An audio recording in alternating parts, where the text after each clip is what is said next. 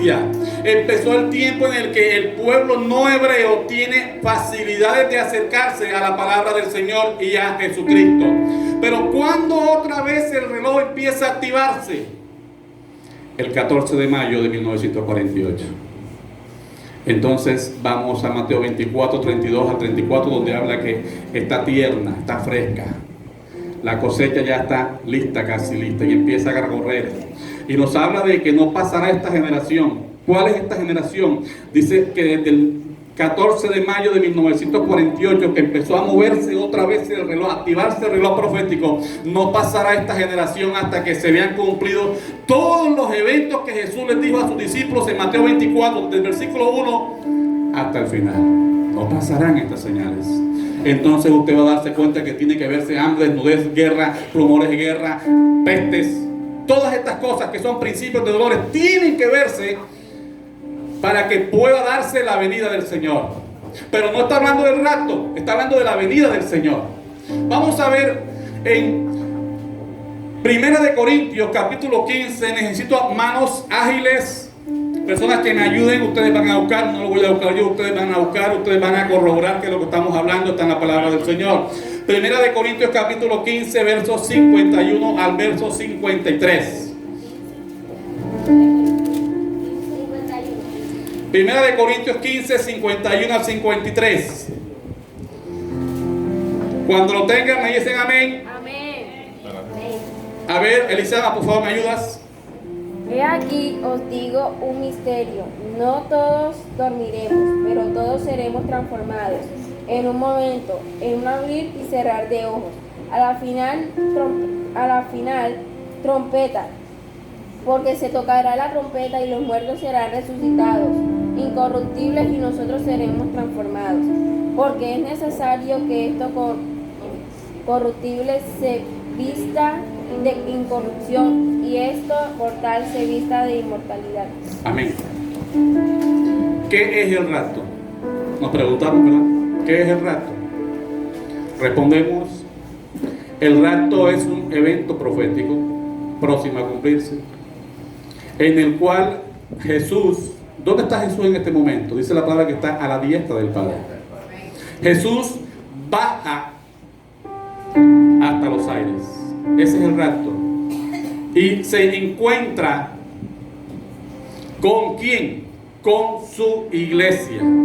Pero hay dos pasos que acontecen en el rapto. Dice la palabra que primero los muertos en Cristo se levantarán, resucitarán. Pero si los muertos se vuelven polvo a los 3, a los 4 meses, no sé qué va a pasar, pero los muertos en Cristo van a ser levantados. Pero vamos a salir con esta carne, con esta piel. No. La Biblia habla de incorruptible. La Biblia habla de cuerpos glorificados, cuerpos diferentes. Pero le va a levantar un cuerpo. Y el alma y el espíritu que están, ¿dónde? En los cielos, porque se habla de los muertos en Cristo, van a descender con Jesús a los aires. Y entonces se da el fenómeno del rapto, el evento profético del rapto. Este es el rapto. Vamos a buscar en 1 de Tesalonicenses capítulo 4, verso 13 al verso 18. 1 de Tesalonicenses 4, verso 13 al verso 18. Dice la palabra del Señor: tampoco queremos, hermanos, que ignoréis acerca de los que duermen, los muertos, para que no os entristezcáis como los otros que no tienen esperanza. Porque si creemos que Jesús murió y resucitó, así también traerá Dios con Jesús. Traerá Dios con Jesús. ¿Se dan cuenta? Corroboramos esto. Traerá Dios con Jesús a los que durmieron en él. Por lo cual os decimos esto en palabra del Señor, que nosotros que vivimos, que habremos quedado hasta la venida del Señor, no precederemos a los que durmieron. Porque el Señor mismo, con voz de mando, con voz de arcángel y con trompeta de Dios, descenderá del cielo, y los muertos en Cristo resucitarán primero. Verso 17. Luego nosotros, los que vivimos, los que hayamos quedado, seremos arrebatados juntamente con ellos en las nubes para recibir al Señor en el aire, y así estaremos siempre con el Señor. Corroboramos esto, ¿verdad? Jesús viene, desciende, no toca la tierra, es el rapto. Espera a la iglesia en los aires. El alma, el espíritu de los muertos en Cristo descienden del cielo. Ahorita vamos a ver por qué están en el cielo. Y se encuentran con un cuerpo transformado a los aires con Jesús. ¿Qué viene después de eso? ¿Qué van a hacer después de ese encuentro con Jesús en los aires? Va a ocurrir un fenómeno, un evento profético que se llama el tribunal de Cristo. Eso no lo vamos a hablar hoy. Mientras aquí pasan unos eventos, allá está pasando el tribunal de Cristo. Y nos vamos a dar cuenta por qué el apóstol Pablo dijo que la fe sin obras es muerta. Porque la fe necesita de las obras. Nos vamos a dar cuenta que no solamente basta con recibir al Señor Jesucristo como único y suficiente Salvador personal, sino que también tenemos que cumplir la misión que nos encomendó, que algunos no la estamos cumpliendo. Mateo 28, esa misma. Por tanto, ir y predicarte el Evangelio, ¿verdad? Ya eso no lo sabemos nosotros. Es el compromiso de la iglesia con Jesucristo. Entonces, en la medida en que la iglesia cumpla, la persona cumpla, van a haber algunos premios. ¿Usted sabe lo que pasa el año con 3 raspados? Que usted llegue orgulloso con su boletín de calificaciones con su papá y diga, papi, pasé el año. Y le muestre que todas las materias aparecen un 3, 3, 3, 3, 3, 3, 3, 3, 3, 3. En todo hay un 3. En la única que sacó un 5 fue en educación física. Usted se va a sentir orgulloso porque pasó el año, pero ¿sabe algo? Lo pasó raspado. Así también va a pasar en el tribunal de Cristo. ¿Qué es la muerte? Efesios 2:1. La muerte es la separación del alma, del espíritu y del cuerpo. Tenemos alma, tenemos espíritu, tenemos cuerpo, sí. Y la Biblia nos lo corrobora. Hebreos 4:12. A ver, vamos a buscar Hebreos 4:12 rápidamente.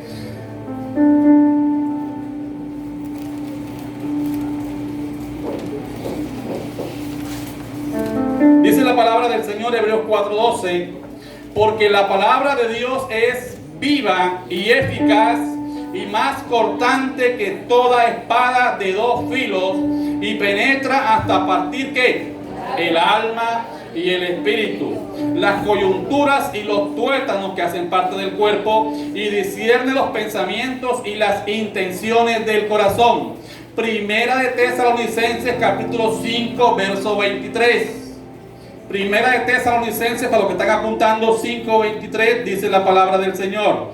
Y el mismo Dios de paz os santifique por completo, y todo vuestro ser, espíritu, alma y cuerpo sea guardado irreprensible para la venida de nuestro Señor Jesucristo. Entonces nos damos cuenta que sí tenemos alma, cuerpo y espíritu. ¿Qué es el alma? ¿Alguien me puede ayudar? El alma es el centro de nuestras emociones. Así es. Correcto. Sentimientos, voluntad e intelecto. ¿Qué es el espíritu? El espíritu es lo que nos ayuda al ser, a conocer, a servir y adorar a nuestro Dios. Esa es la parte espiritual. Porque Dios es espíritu, dice la palabra del Señor. Juan capítulo 4 verso 24, cuando Jesús le habla a la mujer samaritana, le dice que es necesario que le adoremos en espíritu y en verdad, porque Dios es espíritu. Entonces lo tenemos claro. Vamos a ver en 2 de Corintios 5 verso 6 al verso 10. ¿Qué pasa con las personas cuando mueren? 2 de Corintios 5, 6 al 10.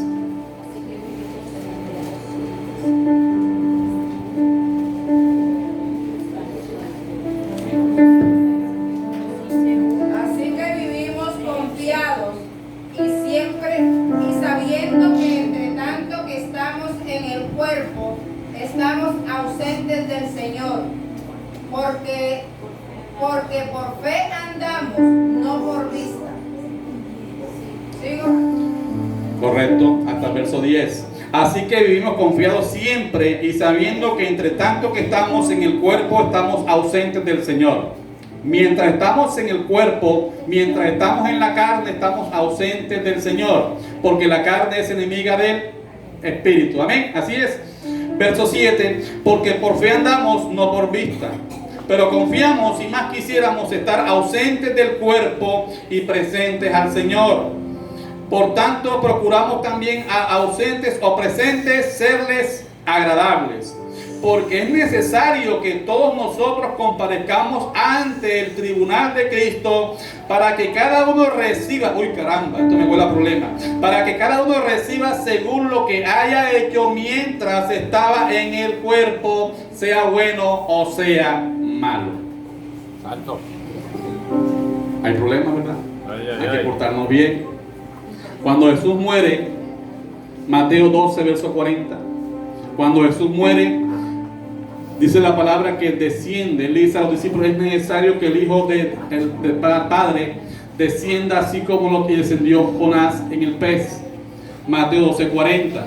Y cuando Jesús muere, desciende en su espíritu, porque el cuerpo estaba en la tumba, y va a encontrarse con los muertos, los espíritus de los muertos que estaban en el Seol. Hermano Juan, ¿y qué es el Seol y qué es el Hades? Es lo mismo. En el Seol es donde van todos los espíritus y el alma de todas las personas que mueren. Pero en el Seol está dividido en dos partes. Usted lo ve en la parábola de que habla del rico y Lázaro, ¿verdad? Donde hay una parte que es un lugar de tormento y hay un lugar donde se llama lugar de reposo. ¿Quiénes están en el lugar de reposo? Los malos, así es, ¿verdad? Los malos están en el lugar de reposo y los buenos están en el lugar de tormento. Estoy equivocado, es al revés. Los malos están en el lugar de tormento y los buenos en el lugar de reposo. Y Jesús va y les predica, y es entonces cuando se da paso a lo que llaman las resurrecciones. ¿Cuántas resurrecciones hay en la Biblia?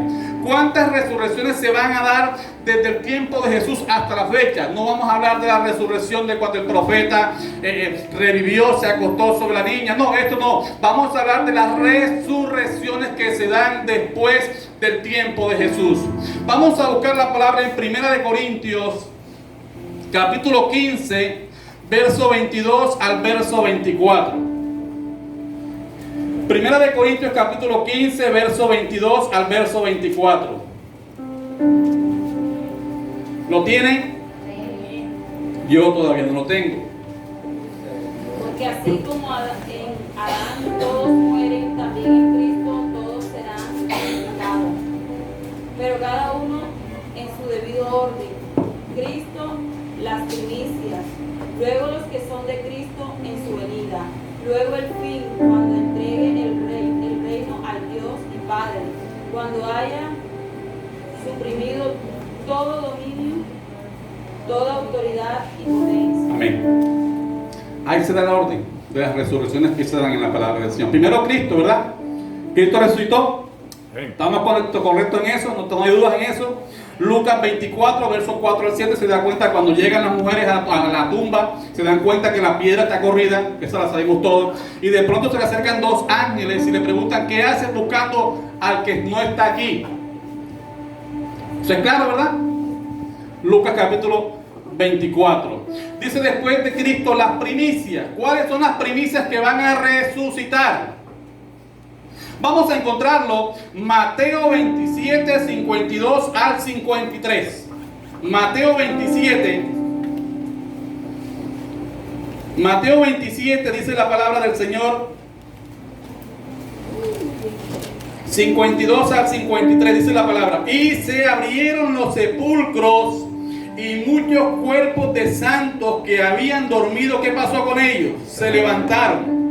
Y saliendo de los sepulcros después de la resurrección, vea lo que dice: después de la resurrección de él, vinieron a la santa ciudad y aparecieron a muchos.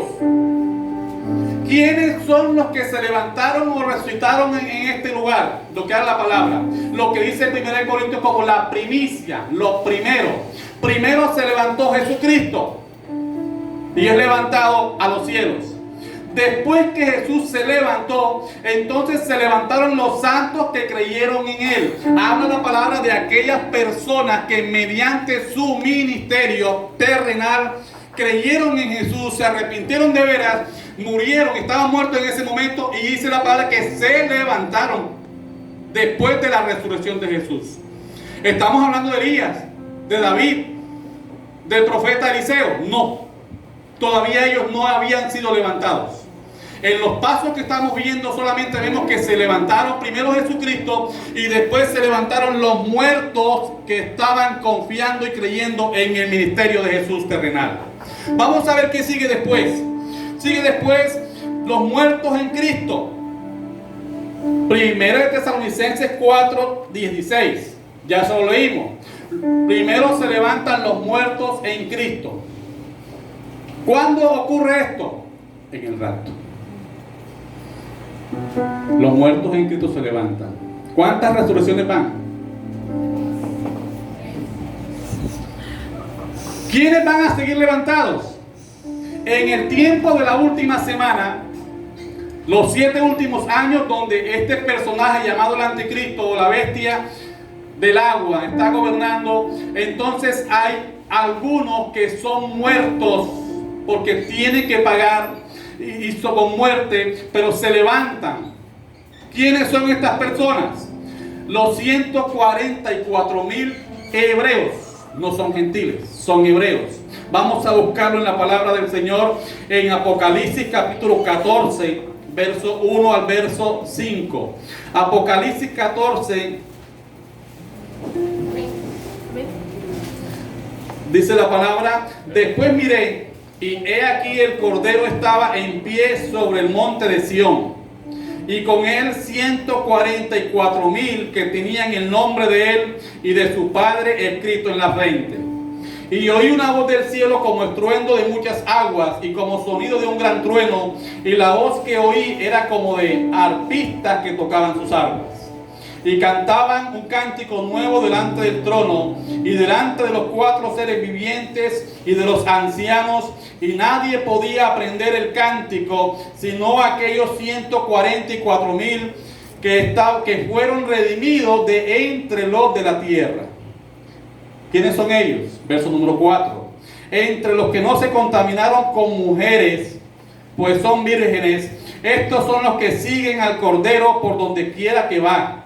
Estos fueron redimidos de entre los hombres como primicias para Dios y para el Cordero, y en su boca no fue hallada mentira, pues son sin mancha delante del trono de Dios. Estos 144,000, vamos a seguir leyendo, y nos vamos a dar cuenta que son de las tribus de Israel. Todas las tribus de Israel dieron 12,000. Pero ¿por qué todas las tribus de Israel? Hay una que no aparece en esta lista, usted lo va a encontrar cuando siga leyendo en su casa. Hay uno que se llama la tribu de Dan. La tribu de Dan no aparece. En lugar de la tribu de Dan lo está cogiendo Manasés, que es el primogénito de José. ¿Qué pasó con Dan?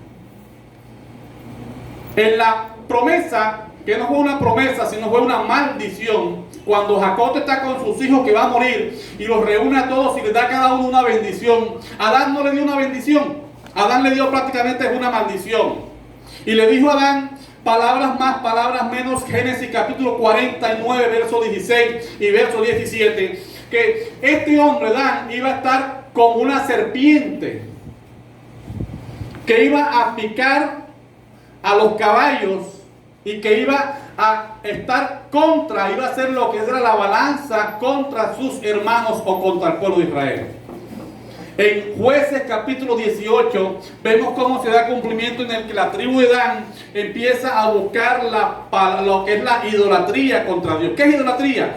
Buscar ayudas que no son de parte del Señor. Decir que hay cosas que vienen o soluciones pero no provienen del Señor. En Jueces capítulo 18 vemos cómo la tribu de Dan empieza a buscar y a colocar becerros de oro en su tierra para que el pueblo empiece a buscar a Dios, pero no encontrar a Dios en adoración, sino a Dios físicamente con un becerro. La idolatría entró al pueblo de Israel prácticamente por la tribu de Dan. ¿Dónde está la tribu de Dan hoy en día? ¿Se perdió? No se puede decir con exactitud dónde está la tribu de Dan. ¿Dónde están los heredarios? Te invento una palabra nueva. Gracias, mi hermano. Los herederos. Se presume, se dice, pero no se está afirmando porque es una presunción de que la tribu de Dan, basado en la promesa o maldición que le dio Jacob, que se corroboró en Jeremías capítulo 2, capítulo 8, verso 16, verso 17, está en Pakistán y en la India. Se presume, pero Dan no aparece en este lugar. Otra resurrección, los dos testigos. ¿Quiénes son los dos testigos? Los dos olivos. Apocalipsis capítulo 11, verso 3 al verso 4. Apocalipsis 11, 3 y 4 dice la palabra del Señor: y daré a mis dos testigos que profeticen por 1260 días vestidos de cilicio. Estos testigos son los dos olivos y los dos candeleros que están en pie delante del Dios de la tierra. Verso 7. Cuando hayan acabado su testimonio, la bestia que sube del abismo hará guerra contra ellos y los vencerá y los matará. ¿Y qué pasa después? Verso 11 y verso 12. Pero después de 3 días y medio entró en ellos el espíritu de vida enviado por Dios, y se levantaron sobre sus pies, y cayó gran temor sobre los que lo vieron. Y oyeron una gran voz del cielo que les decía: subid acá. Y subieron al cielo en una nube, y sus enemigos los vieron. Esa es otra resurrección. ¿Cuál es la otra resurrección que falta? Los santos del Antiguo Testamento. Ahí sí va a entrar David, Abraham. ¿Quiénes más son los santos? El profeta Daniel, Jeremías, todos los santos que que se hicieron parte del proceso de la ley. Los santos que Dios utilizó para darle la palabra de exhortación. Los santos que buscaron a Dios mediante el proceso de la ley. Vamos a buscar una palabra del Señor en Apocalipsis 25. Apocalipsis 25, alguien me ayuda por favor. Apocalipsis 25. Mientras yo voy buscando Job, capítulo 19. Capítulo 20 de Apocalipsis, verso 5. Pero los otros muertos no volvieron a vivir hasta que se cumplieron los 1000 años. Esta la primera resurrección. Amén. ¿Cuándo se da este proceso de la resurrección de los santos? Que no fueron santos en Cristo, sino santos mediante el cumplimiento de la ley. Los que observaron la ley. Después de un tiempo de 1000 años que se cumplen cuando Jesucristo viene a reinar con su pueblo, con su iglesia. ¿Cuándo va a darse eso? No se me vayan a despegar, que después vamos a hablar sobre esto. Tranquilo, que hoy no va a ser el día. Job 19, verso 25 dice la palabra del Señor: yo sé que mi Redentor vive y al fin se levantará sobre el polvo, y después de deshecha esta mi piel, en mi carne he de ver ¿a quién? A Dios, al cual veré por mí mismo, y mis ojos lo verán y no otro, aunque mi corazón desfallare dentro de mí. Job estaba diciendo, cuando estaba mostrándole a los amigos que él era justo o íntegro, que aunque él muriese, iba a ver a Dios, pero no iba a verlo en espíritu. Dice la palabra que en mi carne he de ver al Señor. Job lo estaba pregonando. Apocalipsis 25 habla del cumplimiento después de los 1000 años del milenio. Entonces la iglesia o el pueblo, es levantado en la segunda resurrección. Y los últimos, ¿quiénes van a resucitar? Los malos. No habíamos hablado de los malos, ¿verdad? Habíamos hablado del Seol, cierto que hablamos del Seol. No habíamos hablado del abismo, quiénes están en el abismo, quiénes están en el infierno. En el infierno están todos los seres, espiritualmente hablando, de todas esas personas que no tuvieron temor de Dios, no siguieron a Dios. Están en el infierno. no están en un lugar de reposo.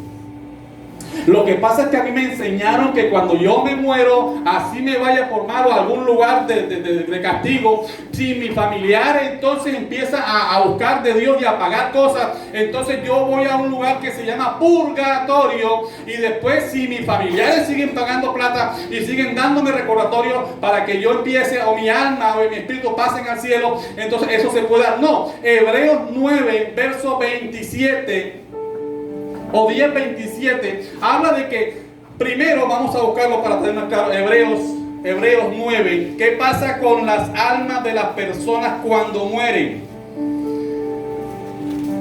Hebreos 9:27. Y de la manera que está establecido para los hombres que mueran una sola vez, y después de esto el juicio. Está establecido, no hay más reglas. No es cierto que entonces si mis amigos o familiares empiezan a interceder por mí, Dios va a tener misericordia de las oraciones de mis amigos o familiares y me va a sacar de puesto. Estaba en el infierno, entonces Dios me va a pasar por decir, no, está establecido que los hombres mueran una sola vez y después de esto el juicio. Si te portaste bien, vas para el cielo. Si te portaste mal, vas para el infierno. ¿Qué hacen los muertos? Algunos pensamos de que los muertos nos mantenemos en un estado inconsciente. No es cierto esto. Hay conciencia. Lo corroboramos con la palabra de el rico y Lázaro. Cuando el rico empieza a decirle al padre Abraham, envíame a Lázaro para que moje el dedo en agua y me lo coloque en la lengua. No, estamos conscientes. Mándale a alguien, a un profeta, a alguien para que le hable a mi familia y los reconviertan. No es cierto, hay conciencia. Hay conciencia. Podemos corroborarlo en Apocalipsis, en Apocalipsis capítulo 6, verso 9 al verso 11. Apocalipsis 6. 9 al 11, ya les voy a entregar. 9 al 11, dice la palabra del Señor.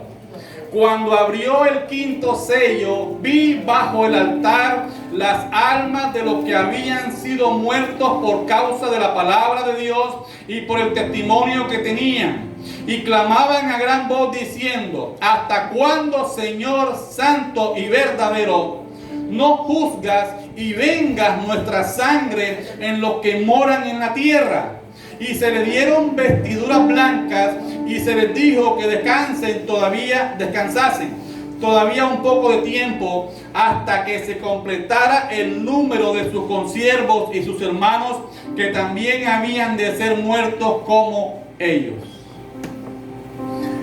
Las almas y los espíritus de los que habían muerto en la tribulación están en el cielo y le preguntan al Señor, ¿hasta cuándo vas a permitir que los que se burlaron de nosotros, los que nos amedrentaron, los que nos persiguieron, los que nos humillaron, estén todavía burlándose?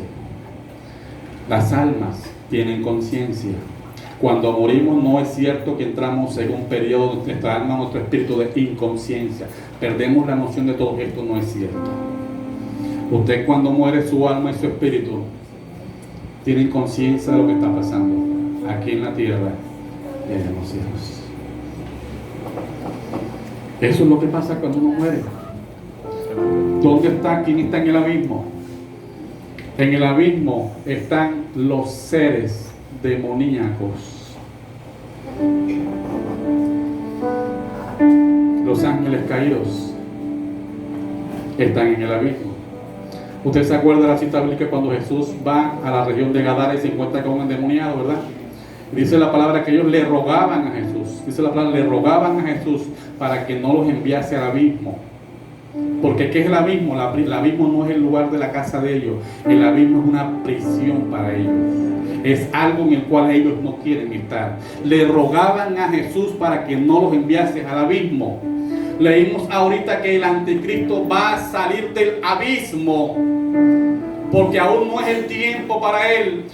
Segunda de Tesalonicenses, cuando habla del misterio de la iniquidad que no ha de manifestarse porque aún no ha sido el tiempo. Les dejo la cita bíblica, pero estamos hablando de los lugares en los cuales los seres o espíritus van a ¿dónde? Vamos a ver en la palabra del Señor ¿Cuándo es el rapto? No tengo la cita bíblica todavía.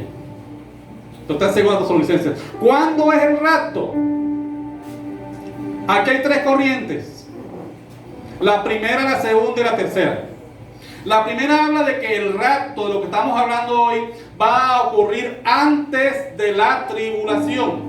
O sea, la venida de Jesucristo en los aires por la iglesia, por los muertos, va a ocurrir antes de la tribulación. O sea que la iglesia no va a pasar por tribulación. Hay otra versión o otra corriente que habla de que el rapto puede ocurrir en el medio de la tribulación. Y hay otra corriente que afirma que el rapto puede ocurrir al final de la tribulación. Hay 3 corrientes, cada una con sus argumentos. ¿Cuál es la corriente que el hermano Juan de pronto está más convencido? En la primera corriente, pensamos de que somos el rapto va a ocurrir antes del tiempo de la tribulación. Vamos a buscar en la palabra 3 citas bíblicas que nos pueden ayudar con este pensamiento. Vamos a buscar Primera de Tesalonicenses capítulo 1. Primera de Tesalonicenses capítulo 1, verso 9 y verso 10. Dice la palabra del Señor. Vamos a leerlo tranquilamente. Primera de Tesalonicenses 1. Ya me quedan 5 minuticos, pastores. Tengo 5 minuticos. Primera de Tesalonicenses capítulo 1, verso 9 y verso 10. Dice la palabra: porque ellos mismos cuentan de nosotros la manera en que nos recibisteis y cómo os convertisteis de los ídolos a Dios. Está hablando el apóstol Pablo de la iglesia de Macedonia. Para servir al Dios vivo y verdadero. Verso número 10. Y esperar de los cielos a su Hijo, al cual resucitó de los muertos, a Jesús, quien nos libra de la ira venidera. ¿Qué es la ira venidera? ¿El infierno? No. Porque el infierno no está por venir, ya el infierno existe. Habla de la ira venidera. Dios, dice la palabra, ¿quién nos libra de la ira venidera? Esa es una de las citas bíblicas que nos amparan en decir que el rapto o el evento profético va a ocurrir antes del periodo de la tribulación. Vamos a buscar la segunda cita bíblica ahí mismo. Primera de Tesalonicenses, capítulo 5, verso 1 al verso 5. 1 al 5, dice la palabra del Señor. Voy a tomar aquí un ejemplo tranquilo con ustedes, con las 2 naves. Esta es una nave y esta es otra nave. Yo les voy a narrar según voy leyendo a las naves y ustedes me van a decir si estoy en lo correcto. Dice la palabra del Señor que le hablo a la iglesia